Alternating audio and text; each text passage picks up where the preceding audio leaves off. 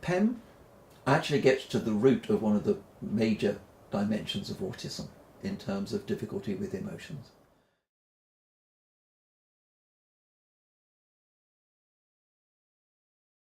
Over the years, I've been involved with autism for 40 years.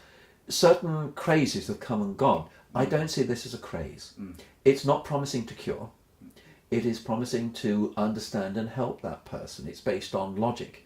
But the main thing is it's discovering how valuable it can be in autism because of the intensity of their emotions. Yeah.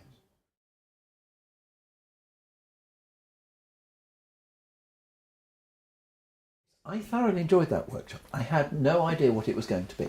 I had a bit of a promise. And I thought, okay, how's it going to go? And that was a room with a number of people with autism of varying levels of ability, and including some of their support workers and family. And I thought, okay, I'm not going to watch, I'm actually going to participate. And that was a bit sort of daunting because you guys know exactly what you're doing. I had no idea what you were going to do. What you created was an atmosphere that it's okay to express emotions. And nobody's going to judge you, nobody's going to tell you off. These are emotions and we'll go through them, and this will help you understand and express them and so on. So there was an atmosphere of encouragement rather than judgment. So I actually felt it from the inside, and I was absolutely fascinated. Part of that was watching the effect on those with autism in the room as the day progressed. And I thought that was amazing.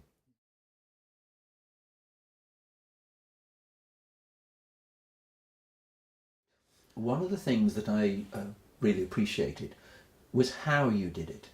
In the sense of your choice of words, you were not being judgmental, you were using it in terms that people could understand fairly easily, so it was easy to follow. So you were making the complex and abstract actually quite straightforward and simple. That's a talent, that's what's needed.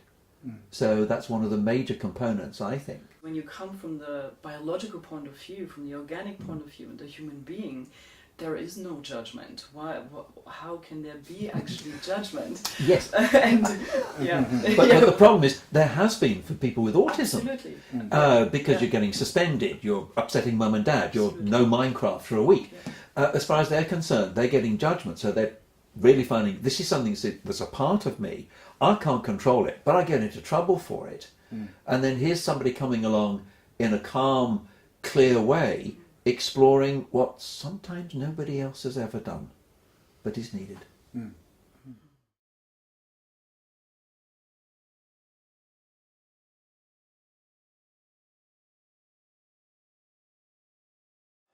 People who have autism have many challenges, and I think the greatest is managing emotions. And so this was really going to the core of autism.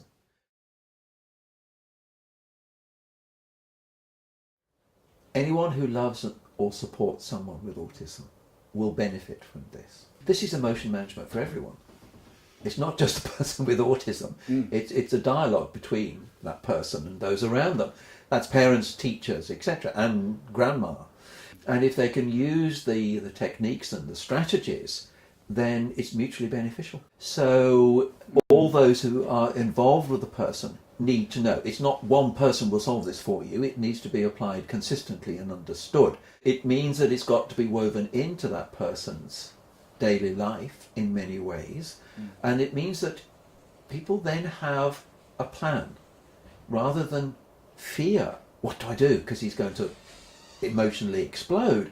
They now say, okay, I feel confident. And that's infectious. Yes. Because I think once the person with autism knows whoever's looking after me, I can trust them to help me manage the emotions, then sometimes they're not going to happen because they just know somebody could help me. That's it. That's it. And I think that's how it's going to be successful.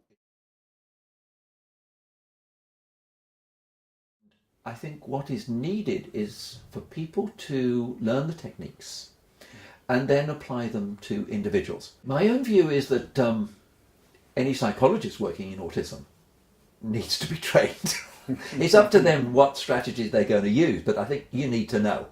And I think if you are going to develop your range of support mechanisms and understanding for those with autism, this is the new area that you need to be involved with. And it is not a discipline-specific approach. It's something that can be used by a range of people to help that person in various stages of life. So I would see it as one of the strategies that we can use to help with regard to emotion management and expression. But what that is going to do is improve the quality of life and give freedom. So you're not shackled to your emotions, you can manage them, which allows you to do all sorts of things. So you're not going to be suspended from school or sacked from your job. Yes. We can teach it, everybody can learn that, and it's repeatable. Yeah. Yes, I'm sorry guys, but it's not rocket science. Okay, you don't have to have a PhD in whatever it is, but you do have to have an open mind, and you do have to be educated. It doesn't cost a mortgage. Okay, so it's not expensive. That's what I like about the whole program, is that it was clearly so effective, and yet didn't involve a fortune or promises.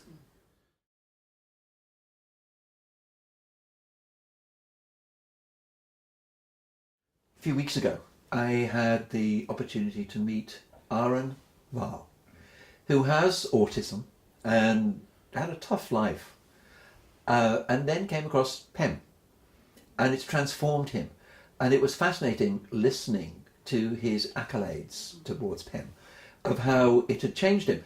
But he was actually a conventional person with autism, going through all his challenges. He wasn't that unusual.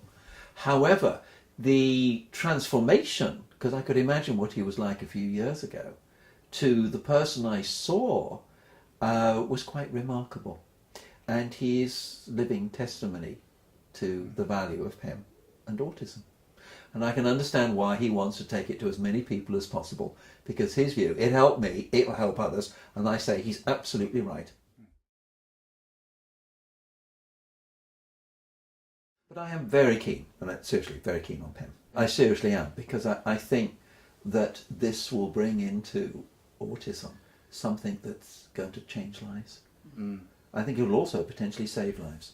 Because we've talked about anger, and we've talked about anxiety, but there's also depression. Yeah. And that's where I think it will save lives.